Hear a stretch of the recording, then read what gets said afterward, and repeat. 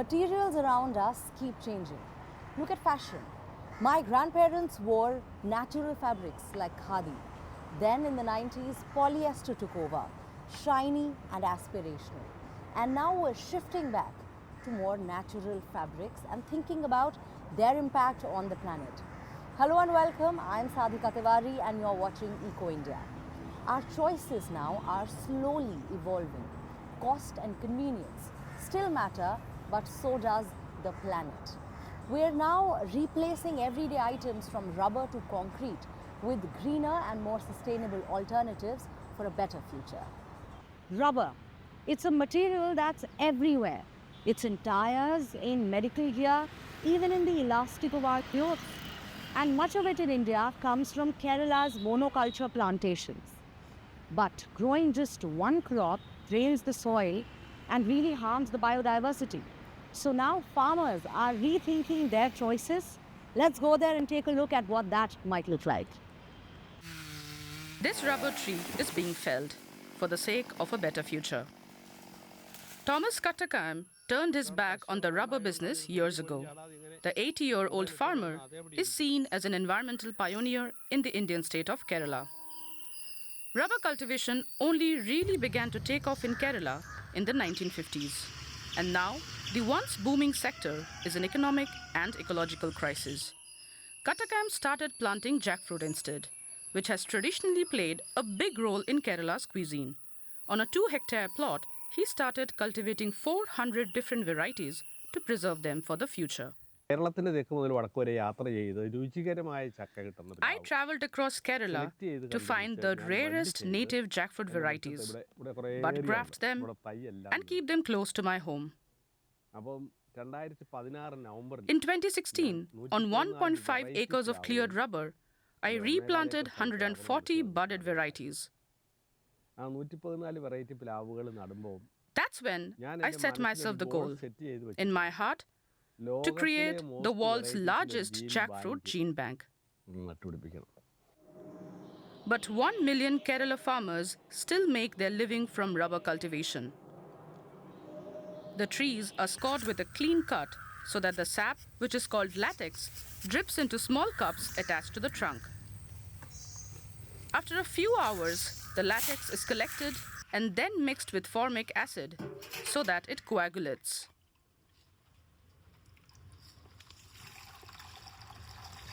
Once it becomes firm enough, it is fed through a roller and pressed into rubber sheets. It is then washed and hung up to dry. Rubber sheets now only fetch about 25 euro cents more per kilo than raw latex. Sheet production has dropped sharply due to high wages and skilled labor shortages. Even latex production itself is hardly worthwhile. To be profitable, we would need at least 250 rupees, €2.40 a kilo. But we are only getting €1.70 for sheets and €1.55 for latex. I come to tap every morning. It's what I have been doing for over 4 decades. But now, with climate change-driven rains, we barely get 60 tapping days a year. And the amount of work has reduced.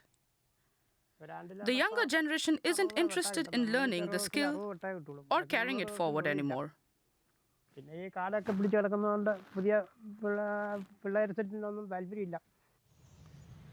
Kerala accounts for more than 2/3 of India's natural rubber output. It's an important product in the global market, used for surgical gloves or car tires, for example. For decades, it was a sure bet. But competition from synthetic rubber and ecological overexploitation are taking their toll. Rubber monocultures deplete the soils, so yields are declining. So now we realize the economic resilience that we achieved from rubber was at the cost of ecological stability. So if you look at the soil conditions, we can see that wherever we have completed at least 1 or 2 cycles of rubber, the acidity has increased. The soil acidity has increased, and also the carbon content in the soil has declined. And as a result, the soil structure has changed and the fertility has reduced. In rubber cultivation, the nutrients do not return to the soil. They're expelled with the latex.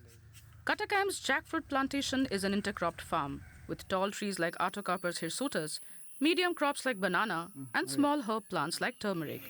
The tree's deep roots bring nutrients to the surface and improve soil structure. For water management, I dug rainwater holes across the plantation.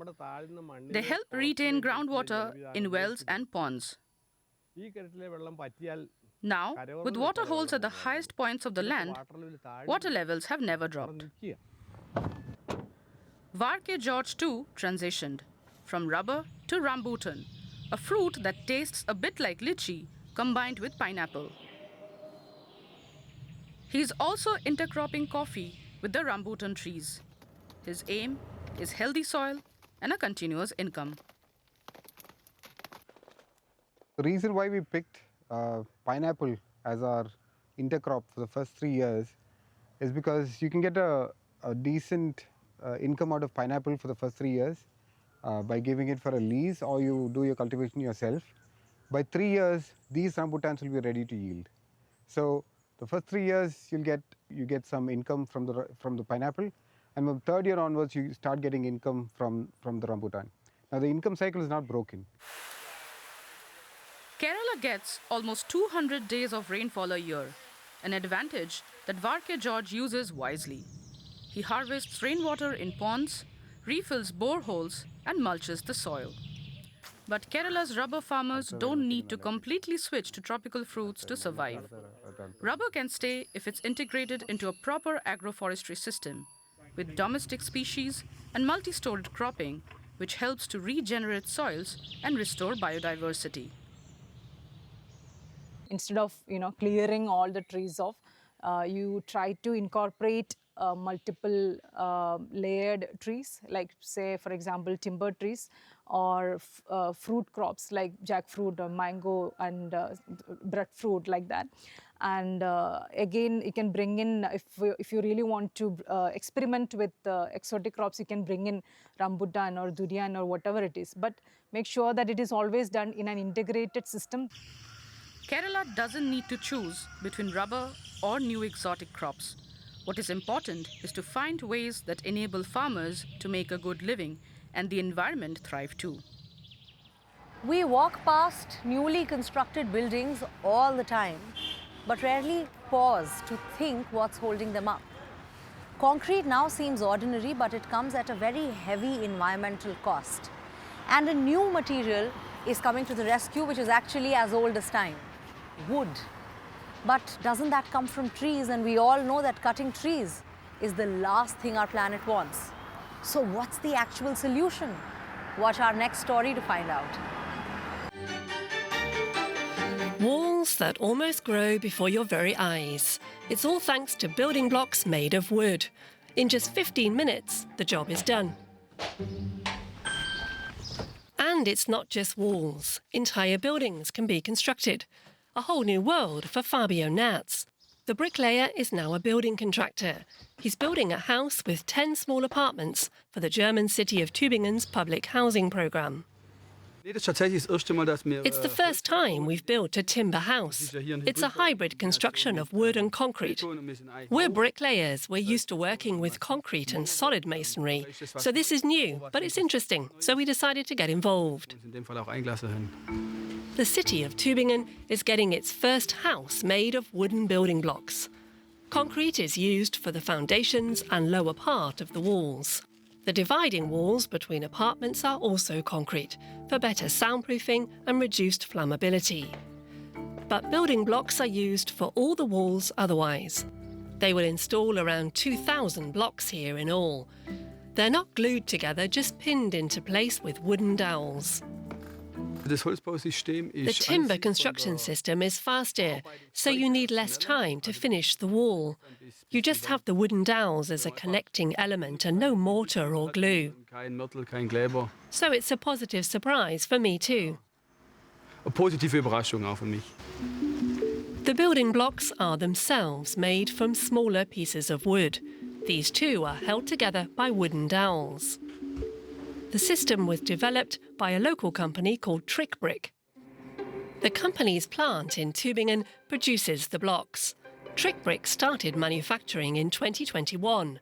The company has since built 15 houses, one in Italy, the rest in Germany. And May 2025 saw the first supermarket open in Germany, made entirely of wooden blocks. Demand for the building blocks is growing. The company is now looking for investors to expand the business. Our biggest problem right now as a startup is to keep up with the ongoing demand. Our plant here in Tübingen can produce around 8,000 blocks a month. We still work partly by hand, but are in the process of moving to full automation. Their wood comes from the nearby Black Forest. This keeps delivery routes short. In this area, the foresters regularly have to cut down trees that are suffering from heat stress, like this fir. But they also fell trees that are standing too close together to allow the forest to rejuvenate.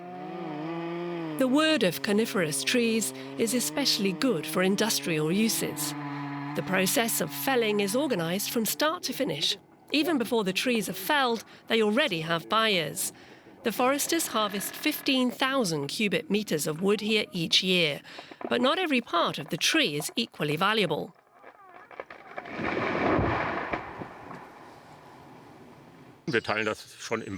We divide up the wood between the customers while it's still in the forest. They all have certain demands regarding their product. We get more valuable wood from the lower trunk and less valuable wood from the upper part. We divide it up, and what isn't usable stays in the forest. The lumber mills collect their wood directly from the forest. They also process trunks that are slightly damaged. They can still be used. The startup buys parts of its wood from one of these lumber mills. Here, production is fully automated. Every day, hundreds of tree trunks are cut up and sorted.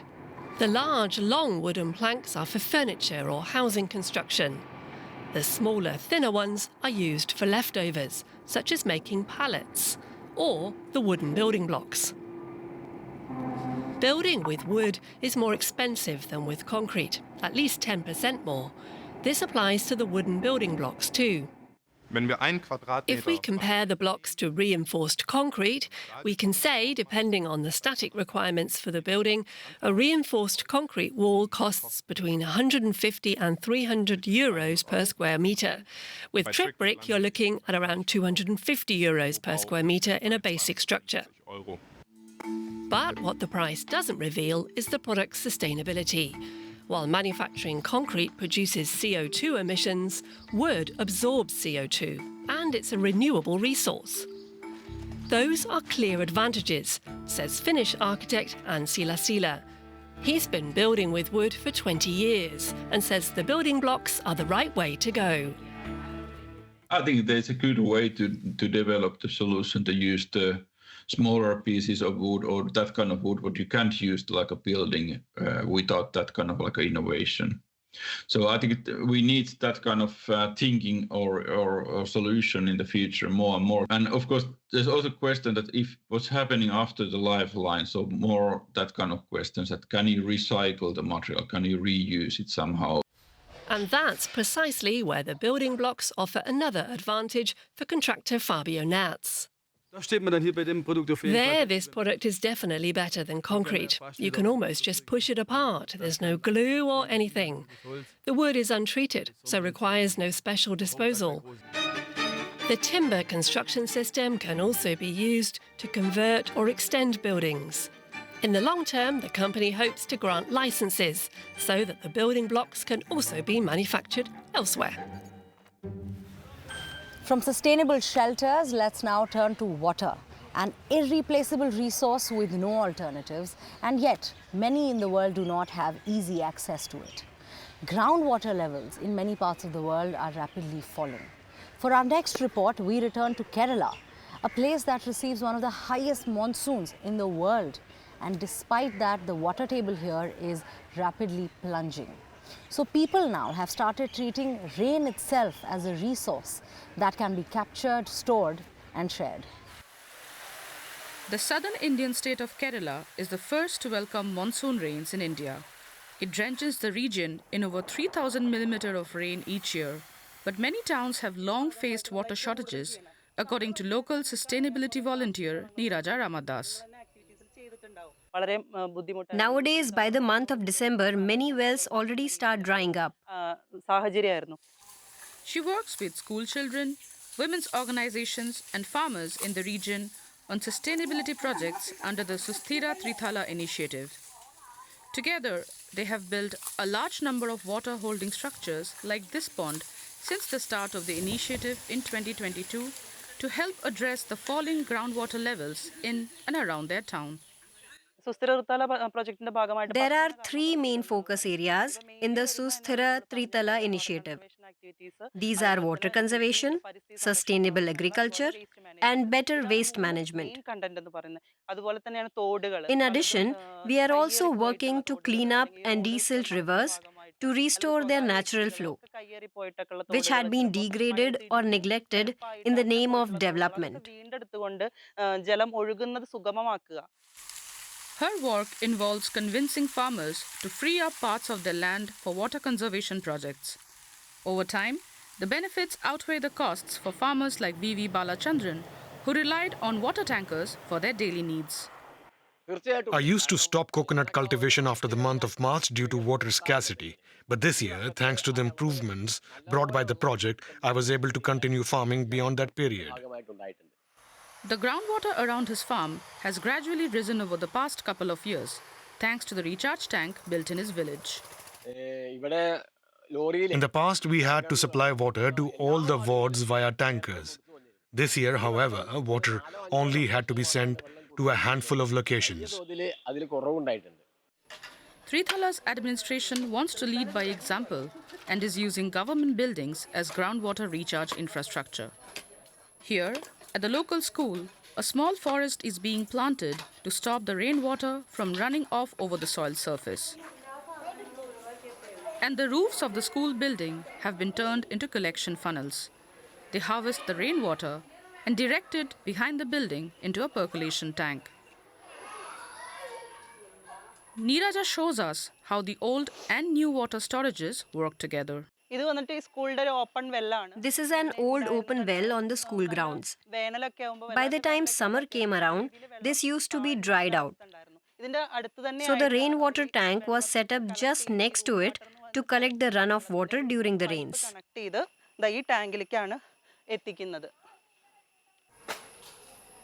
Building such infrastructure requires many hands, and the government is supporting the initiative with the National Rural Employment Act, enabling workers to get involved in these projects.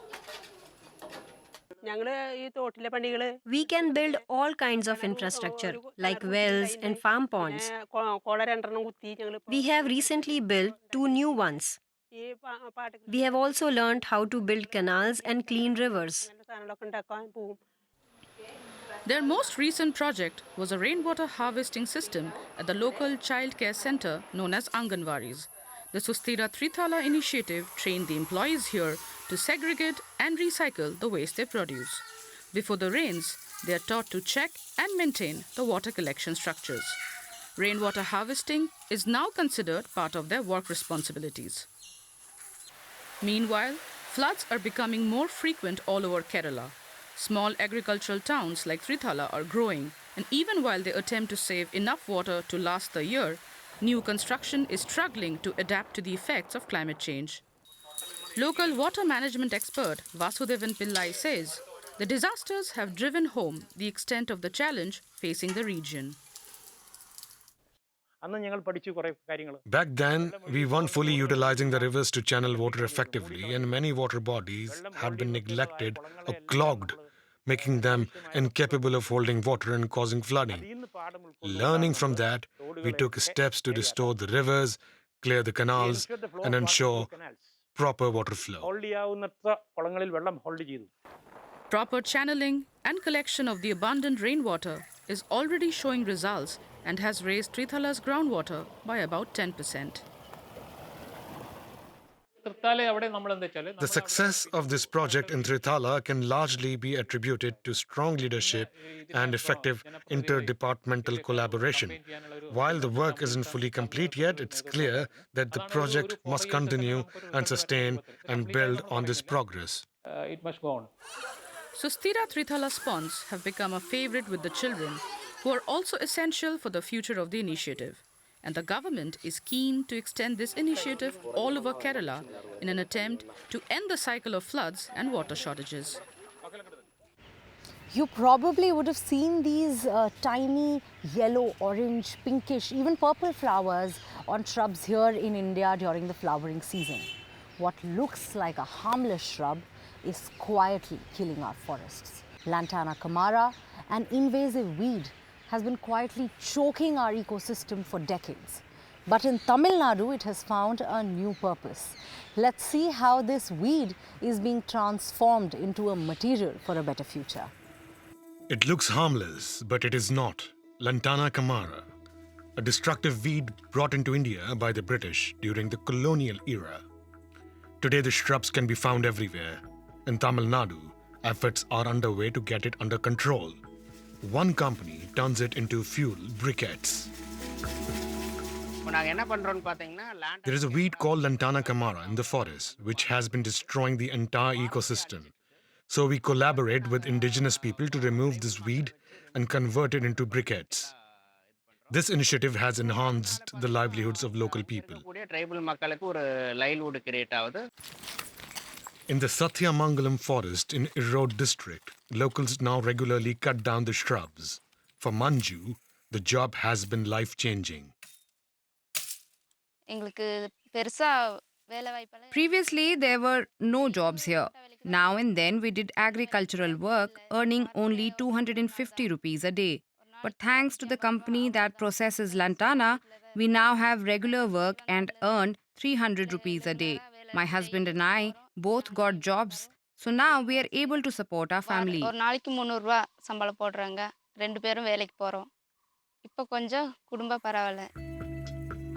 Since 2023, they have worked in the forest most days. In the past year, the company collected up to 500 tons of lantana. The indigenous workers often use our machinery to remove the lantana plants. But if the machine can't be brought inside the forest, they use a belting technique. Then it's done manually. We also shred the shrubs in the forest and then put the shredded chips onto a truck. Finally, we bring it to the factory and make briquettes out of it. Native plants in the forest are slowly regaining ground. As biochar, lantana has a number of advantages. The briquettes are a much more environmentally friendly heating option, one that conforms to India's environmental compliance for companies' regulations. Initially, we made furniture out of the wood, but we couldn't provide many jobs for people. So we thought of an alternative and decided to make it into biochar. The plant has a calorific value of 4,200 kilocalories per kilogram, which is the same as coal briquette. Now we supply this biochar to tea factories and boiler industries.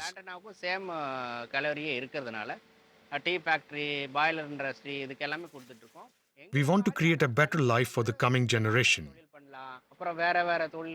And if some of the local people want to become entrepreneurs like us, we will support them. So that's what we are working towards. So far, some 300 people have found regular work with the company. It has improved their prospects while also helping to protect the environment. That's all for today's episode. From forests to farms to streets to our homes, we've seen how so many materials around us are being reimagined. Have you made a similar switch to a better alternative? Tell us, we'd love to know. And do not forget to follow us on our Instagram at @DW_environment for more such stories. EV batteries need nickel, which is causing huge demand around the world, and this is where it normally comes from. But flowers like these can also mine nickel from the ground. The plants naturally take up the metals and store them in their shoots, leaves, or sap to scare off predators, for which the metals are toxic. The plants are dried, burned, washed, crystallized, and voila, you've got nickel salt for EV batteries. But to produce what a single conventional mine turns out in a year, you would need fields 2.5 times the size of New York City. So these flowers won't replace these mines in the near future, but scientists are developing plants that absorb much more nickel than right now, so that one day it will be more than just a beautiful idea. I will see you next week with more such stories. Until then, take care, goodbye, namaskar.